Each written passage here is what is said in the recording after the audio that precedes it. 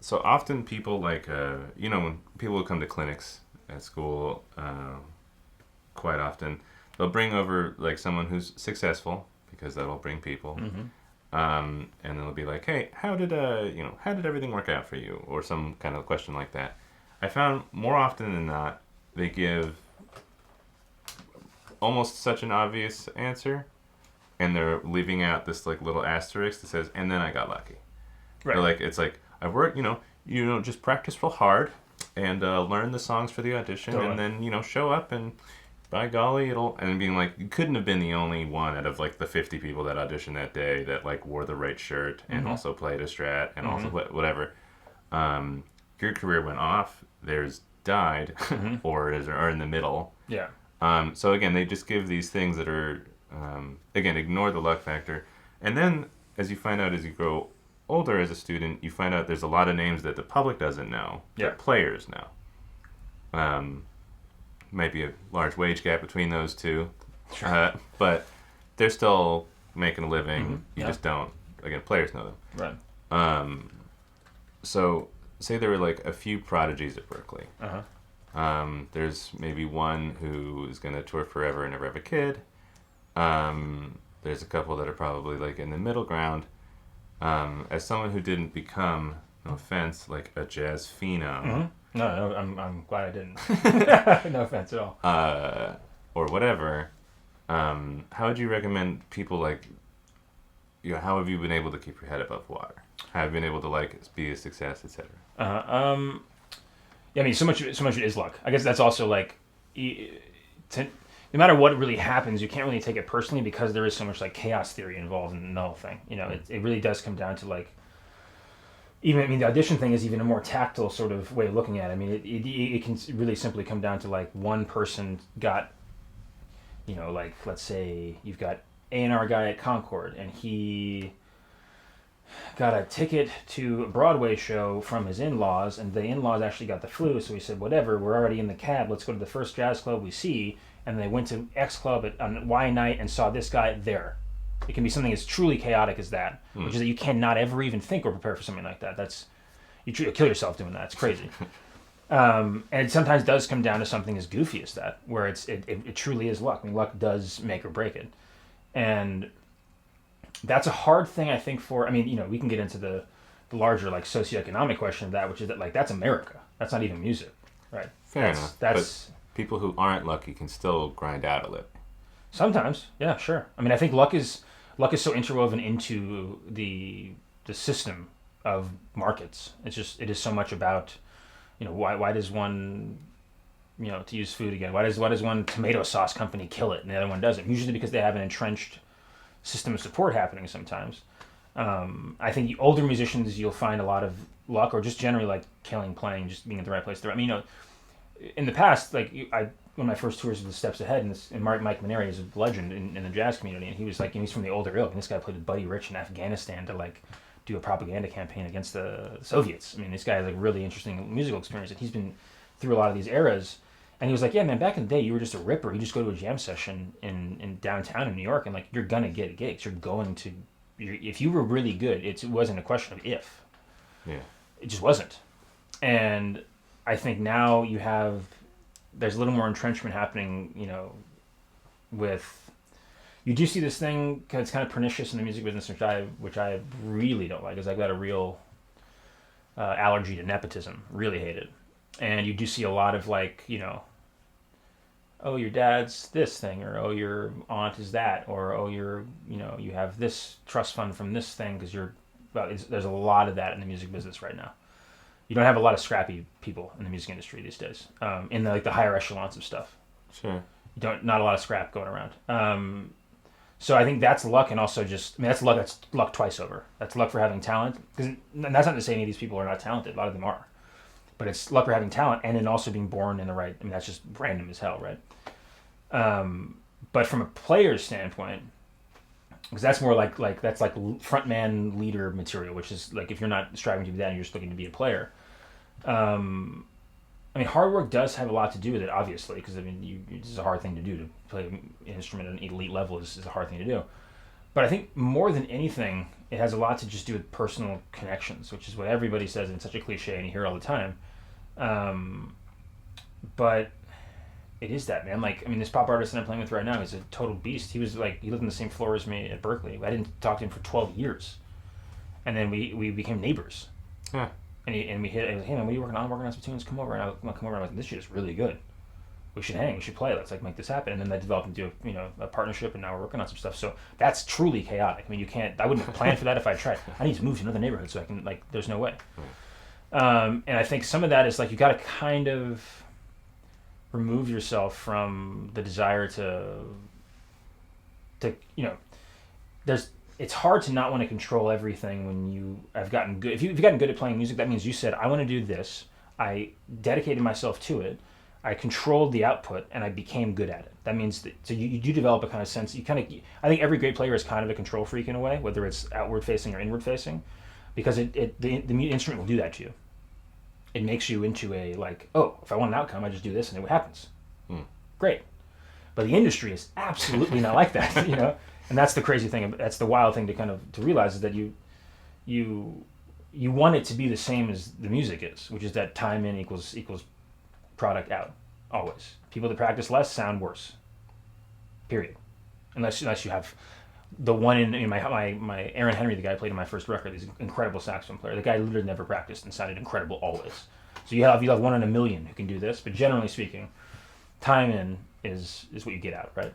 And so if you've been indoctrinated and this, like, you've been trained, I mean, truly you're training yourself basically to be in this regimen for years and years and years and years.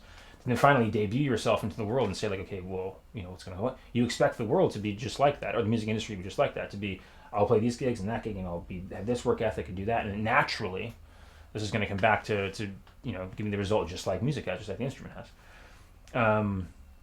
Not the case. It has so much to do with so many variables, and all you have to do is watch 5 documentaries or read 5 stories about 5 groups or 5 artists or 5 bands or whatever to realize that there's always like some wacky chaos thing that happened that couldn't have been planned for. There's always this little thing like, oh, we got called to play Montreux and it was crazy. We had no record out and we went to That's way higher of a bar. Okay, you're just talking about just session. Just like making like a modest living. By modest, I mean like still like has healthcare. Yeah, I mean, I think, well, then if that's your goal, right? If you're not shooting for anything higher than that. It's not that it's your goal. It's that you've been able to be like, after this amount of years, I have not gotten lucky. I should not be waiting for luck anymore. Then I would say the most pragmatic thing to do is to do what someone would do that was looking for a work that wasn't playing music, which is to say, where is the market in the country where I live, which needs what I produce more than any other said market, right? So like, buddy of mine lives in Dallas, plays 7 nights a week. Every single night. Has a house, car. Great. Literally plays every night. He has to turn down gigs all the time. So if you've like been in, say, X scene for 15 years and you're just like, man, this is not hitting. Then you say, okay, I'm a great guitar player. Definitely better than a bunch of, people in the third market town, for sure. If you're better than people in LA or New York or Chicago or whatever, you're definitely better than people in a third market town. So I'm going to move into this town and be the baddest dude around. I'm going to get all the work. Cool. Then you make a choice just like, my grandfather made when they moved from Kansas to Arizona so he could sell golf carts. The guy didn't want to sell golf carts. Didn't definitely want to live in the desert. But, market speaks. You answer. That's the thing. So that's a good point. I suppose a lot of people don't think that because many people are like, you need to move to LA. And yeah. Like, yes, and when, if... Utterly false. Utterly. I live here because I grew up half my year here, or half my life here. I have a lot of friends here. My wife's family's here. We have a whole network of people here. But I've tried it. I'd be ready to move from here in a second. Really, honestly, because it's my issue with LA is there's no scene. There's no local scene. There's no place to go see live shows. Like if I wanted to see 4 bands, I'd have to drive for 2 hours. I'd have to go from there to this part of town, that part of town. I want to be able to go to a main drag and have 4 clubs and just walk into them and see some cool live music, right? And ideally, those people are not famous people. Those are just people that are just like local talent that just happen to kill. Right. That to me is a music scene. And that's how every great music scene, whether it's like the outlaw country movement or whether it's like, it always happens in these little nuclei, right? Not in, hey, I got this producer calling this guy and that guy and that guy. And like, hey, nice to meet you. Great, let's make a session. And ciao, I'm going to go back to my house in the Palisades. That's not a scene. That's an industry. Okay.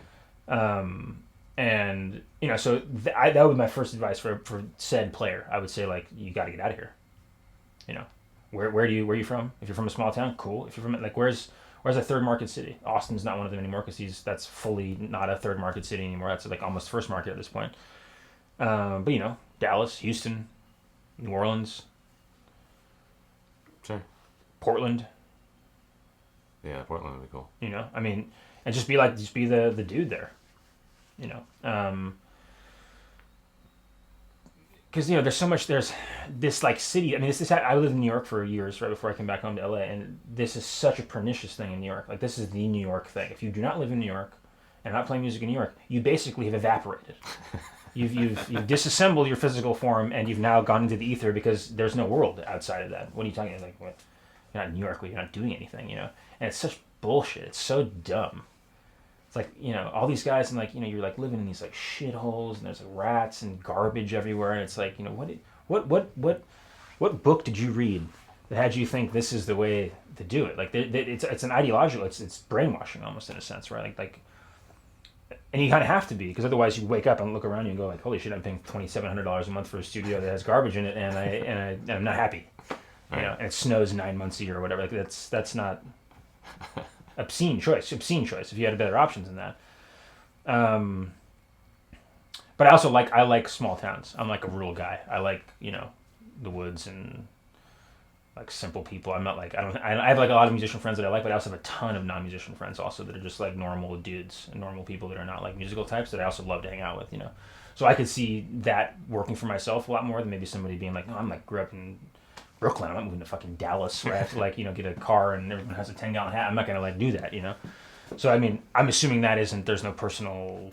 No, yeah, thing. No, but that's a good. No one's ever said that I've heard has been like move away from a hub. Yeah. If your goal is not to like ascend to the highest heights, if you're just like, look, I've tried to ascend. It's been 10 years. You know, it's like take like prize fighting or like MMA or whatever, right? Like. When you're 22 and those guys are like ready and hungry and ambitious, you know, they're like, wow, cool, that guy's ready to get some shit done.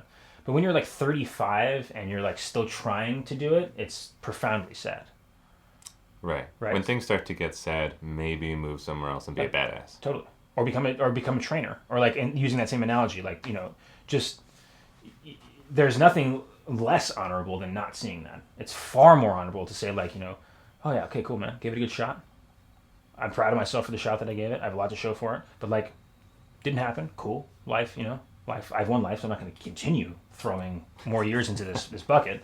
Right. Let me go be the guy somewhere else, man. And, like, you know, if you're a performer, I think that works a lot more for performers than for composers or producers or whatever. And that's what I am, right? I would be fine to play in, you know, Biloxi to a packed house every night and no one ever know my name. Yeah, but because that's its own thing. That's what I want to do. Great, and I just want to play. Is wonderful. Right? Yeah. So if you're the best guy in town, you're going to probably play to a relatively packed house because you're going to get called for the gigs that have the most pull and all that, right? So I'd be fine to do that forever. It is nice that you mention that it is honorable to see when things aren't working. Totally. I feel like a lot of the times, especially in a more when I got to the West Coast, it was like you are not allowed to be negative. And that scene is negative, not realistic. That's LA. That's LA. Just horseshit. That's LA horseshit, man. I mean, that's dumb. I mean, we live.